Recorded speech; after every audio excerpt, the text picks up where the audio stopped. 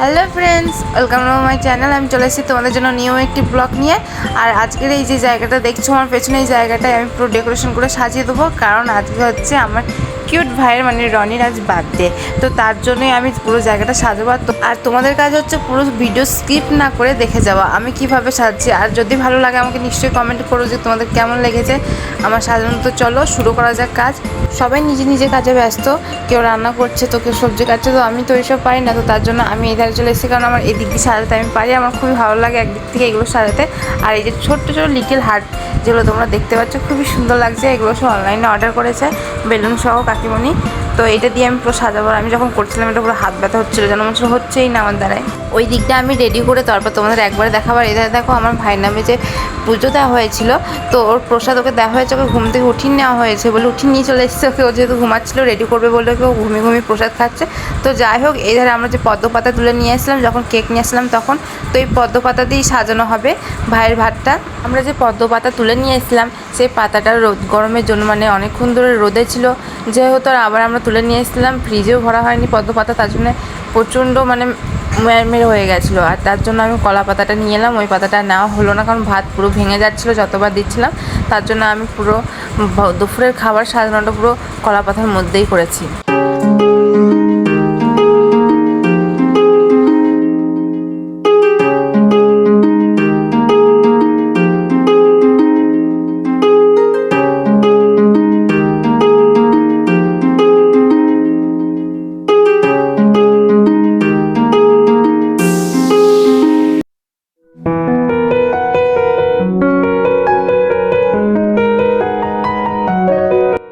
আর এখানে মা 7 রকম ভাজা করেছিল, শাক করেছিল, পটল ভাজা, আলু ভাজা, আলু সেদ্ধ, আরও অনেক কিছু করেছিল। 7 রকম ভেজেছিল মোট। আর তোমরা যে পদ্ম ফুলটা দেখছো, এই পদ্ম ফুলটা আমরা পদ্ম পাতা আনতে গেছিলাম যখন, তখন তুলে নিয়ে এসেছি, ওইটা সাইডই ছিল বলে। এখানে ছিল চিপস, চকলেট, আরও ছিল মিষ্টি, ছিল অনেক রকমের, পায়েস ছিল, দই, চিকেন, মাছ, আলু পটল তরকারি, ডাল, মিষ্টি আর স্যালাড এই হয়েছিল। আর পুরো খাবার যখন রেডি হয়ে গেছিলো ওকে তারপরে এটাই বলছিল যে এত খাবার আমার জন্য, আমি তো খেতে পারবো না এত কিছু। আর ও তো খুবই হ্যাপি হয়ে গেছিলো সব কিছু দেখে, বিশেষ করে চকলেটগুলো দেখে আরও হ্যাপি হয়ে গেছিলো।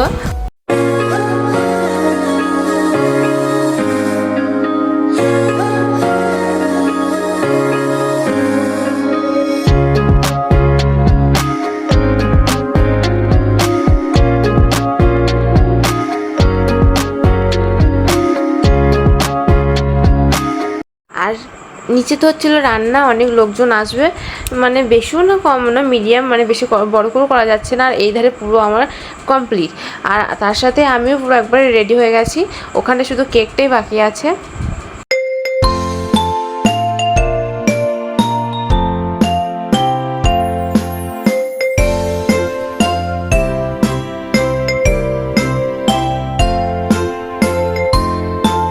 ওই দিক দিয়ে সব কিছু রেডি হয়ে গেছে, কিন্তু এদিকে বার্থডে বয় সে এখন শুয়ে শুয়ে টিভি দেখছে।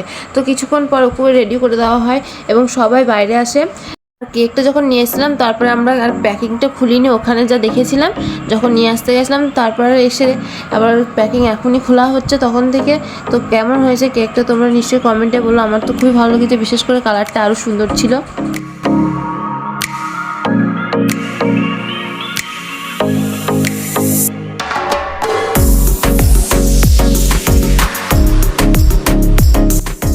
কেকটা বের করা হয়েছিল, তার খানিক্ষণ পর আবার ভরে দেওয়া হয়েছিল, কারণ যাদেরকে বলা হয়েছিল তারা মানে আসতে একটু লেট করে দিয়েছিল। তার জন্য ভাই এদিক দিয়ে খেলা করছিল, ওর তো কোনো পাত্তাই নেই। ও যখন কেক কাটবে, তো তার অল্প টাইমের পর আবার সবাই চলে এসেছিলো, তারপর ওকে আশীর্বাদ করা শুরু হয়।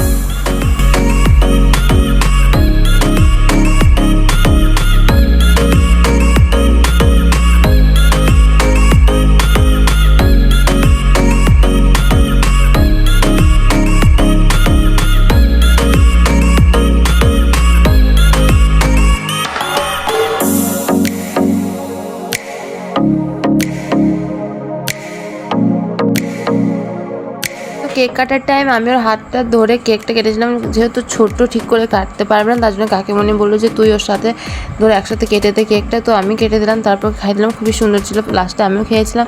তারপর কেক মাখাতে এসে ওকে তো মানে মাখাতেই পারলো না কেউ ঠিকভাবে, কারণ এত জোর করলো তবু ঠিক করে মাখছিল না।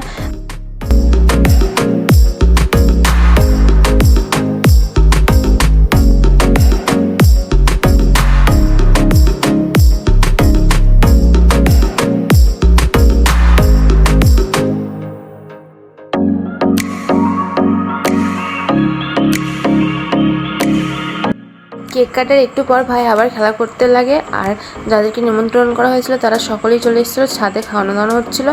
তো চলো যাওয়া যাক ছাদে, কতজন এসেছে সেটাও দেখি নাকি, আর রাত্রের জন্য কি কি রান্না হয়েছে সেটাও দেখি। রাত্রের জন্য হয়েছিল ভাত, ডাল, চিকেন, পায়েস, আর একটা পটল আলুর তরকারি হয়েছিল, আর হয়েছিল মিষ্টি। নিচেতে এসে দেখি একটা ছোট্ট কিউট বোন ভিডিও বানাচ্ছিল, আমাদের পাড়ার সম্পর্কে বোন হচ্ছে। খুবই সুন্দর লাগছিল ওকে দেখে। আর যে রন্নাটা ছিল আর যে মালাটা ছিল ভাইয়ের ওখানে টেবিলের পাতা, ওটা পরে নিয়েছে ও। তো আমাদের বাড়ির সবারই খাওয়া হয়ে গেছিলো, পুরো কমপ্লিট সব কিছু। তো আমি একটু ফ্রেশ হয়ে চলে আসি। গিফটের জায়গায় কী কী পেয়েছে তো চলো তোমাদেরকেও দেখাই। তো সর্বপ্রথমে পয়সা পড়েছে, কত পেয়েছে সেটা আমি গুনছিলাম। কাকি আমাকেই রাখতে দিয়েছিল সব পয়সা, তো আমি সেটাই গুনে কত হয়েছে সেটা কাকিকে হিসাব করে আবার দিয়ে দিয়েছিলাম।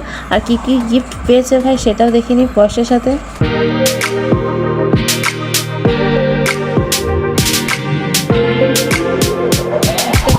গিফটটা খুললাম, সেটা একটা ফ্লাশ কাপ ছিল, গরম ও ঠান্ডা জলে যে ফ্লাশগুলো হয় সেরকম একটা কাপ পেয়েছিল। আর তার সঙ্গে অনেকগুলো কাঁসার থালা পেয়েছিল, আর বাটিও পেয়েছিল। 4টে ছিল কাঁসার থালা প্রায়, আর ছিল 5টা কাঁসার বাটি, এরকমই পেয়েছিল। আর অনেক গিফট আছে। আর একটা কাপ পেয়েছিল, কফি খাওয়ার কাপগুলো। আর আমি এই ভিডিওটা বার্থডের পরের দিন ঢালছি, যেহেতু আমার সেদিনকে অনেক রাত হয়ে গেছিলো, ভিডিও এডিট করার হয়নি সেই রাত্রে, তো তার জন্য তার পরের দিন আমি আপডেট দিচ্ছি ভিডিওটা। আর একটা পেয়ে গেছিলো চকলেট বক্স, যেখানে অনেকগুলো চকলেট ছিল, অনেক ধরনের ছিল। 2টো বক্স পেয়েছিল এরকম।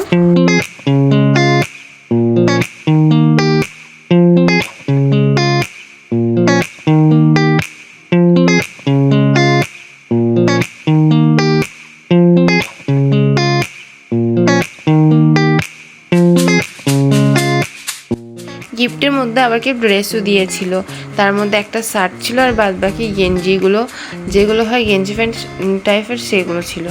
ড্রেসগুলো দেখেই যেন মনে হচ্ছিল অনেকটা বড় হবে, তো তার জন্য আমি একবারে ড্রেসগুলোর গায়ে ঠেকিয়ে দেখে নিচ্ছিলাম যে ওর থেকে বড় কিনা। তো ঠিকই অনেকটা বড়ই ছিল এক একটা ড্রেস।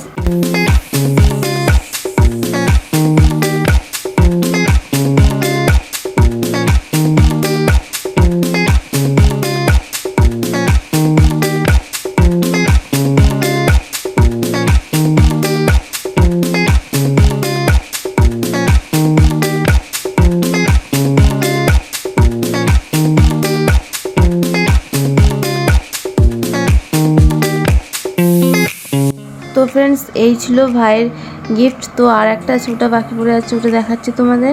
এই যে এই ট্যাডিটা, ভাই যেটা ধরে আছে এই ট্যাডিটা আর একটা দাদা দিয়েছে ওকে।